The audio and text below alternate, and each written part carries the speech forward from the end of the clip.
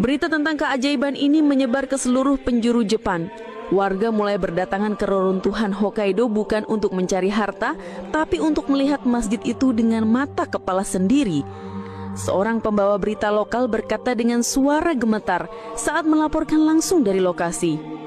Kami berdiri di tengah puing-puing kota yang musnah.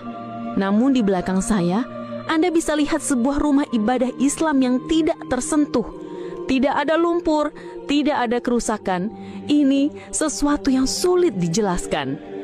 Dan mulai hari itu, masjid yang dulunya sepi itu menjadi tempat berkumpulnya mereka yang ingin bertanya tentang hidup, tentang mati, tentang Tuhan dan tentang Islam yang sebelumnya mereka hina, kini mereka mulai cari dengan mata basah dan hati hancur. Masjid Al-Fajar di Hokkaido menjadi pusat perhatian dunia.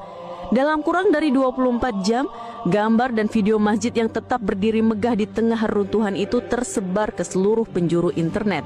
Hashtag seperti masjid yang diselamatkan, keajaiban Hokkaido, dan tanda dari langit menjadi trending global. Jurnalis dari Eropa, Timur Tengah hingga Amerika berlomba datang ke lokasi.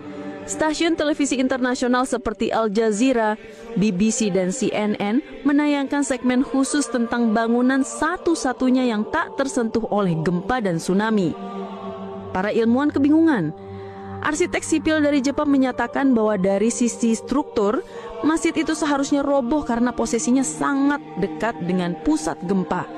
Seorang peneliti gempa dari Universitas Tokyo berkata dalam konferensi pers, "Kami telah menghitung intensitas getaran tanah di lokasi masjid itu. Secara ilmiah, tidak masuk akal jika bangunan itu tetap berdiri tanpa retak sedikit pun. Kami tidak bisa menjelaskan ini." Sementara itu, umat Islam di seluruh dunia memandang peristiwa ini sebagai salah satu bentuk kebesaran dan peringatan dari Allah.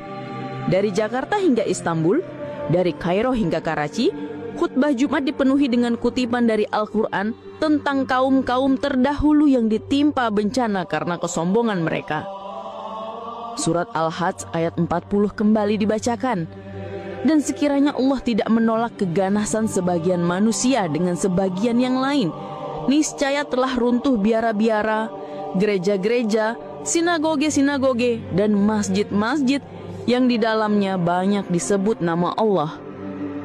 Umat Islam memuji perlindungan Allah, dan banyak di luar Islam mulai bertanya-tanya, mengapa hanya masjid itu yang tersisa?